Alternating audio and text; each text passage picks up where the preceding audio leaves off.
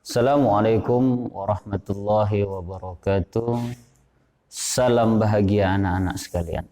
Mudah-mudahan kita semuanya dalam lindungan dan naungan Allah Subhanahu wa taala.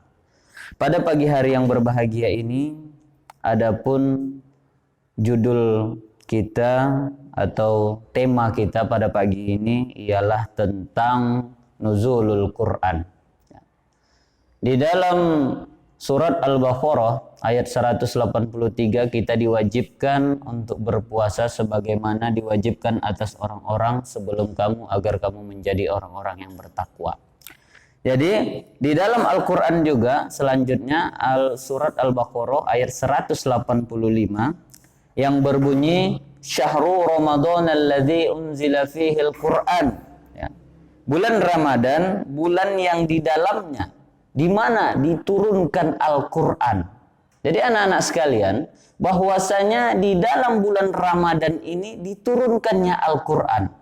Al-Quran siapa yang menurunkan? Yang menurunkan Al-Quran adalah Allah Subhanahu wa taala. Kepada siapa? Kepada Nabi Muhammad sallallahu alaihi wasallam. Melalui siapa? Melalui perantara dari malaikat Jibril. Anak-anak sekalian yang dirahmati oleh Allah Subhanahu wa taala, bahwasanya ada amalan pada malam nuzulul Quran. Ya, ini harus kalian perhatikan, harus kalian kerjakan. Yang pertama apa? Yang pertama istiqomah kita. Istiqomah kita pada malam-malam Ramadan, mulai dari pertama sampai dengan malam ke-30. Ya.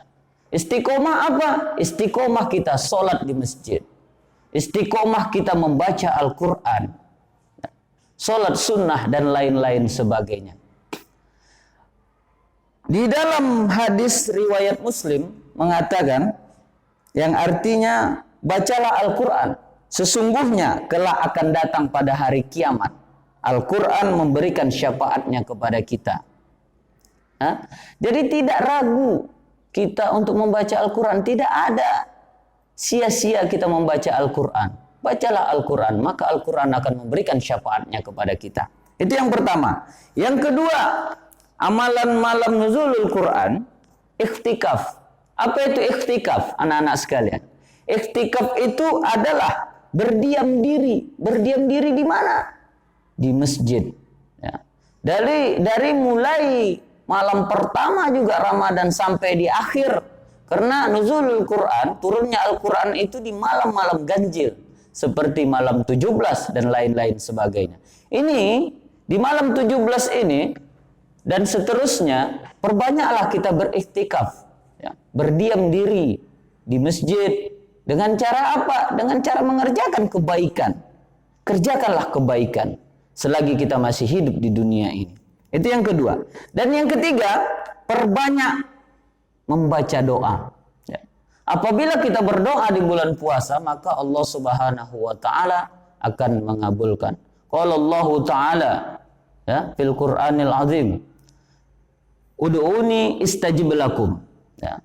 Apabila kita berdoa anak-anak sekalian, pasti Allah akan mengabulkan. Apalagi ini bulan yang penuh dengan kemuliaan. Itu yang ketiga. Dan yang keempat, perbanyak sholat malam. Apa itu sholat malam? Sholat malam ini adalah sholat di pertengahan malam. Ya. Anak-anak sekalian, kerjakanlah sholat malam ini. Di mana orang lain sedang tertidur, kita akan mengerjakannya. Ya.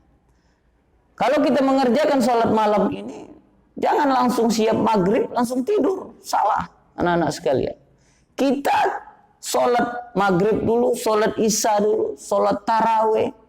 Setelah itu membaca Al-Quran. Baru kita tidur. Bangun jam 1 atau jam 2. Maka itulah yang dikatakan sholat malam anak-anak sekalian. Jadi 4 amalan ini harus kita kerjakan. Ya, anak-anak sekalian.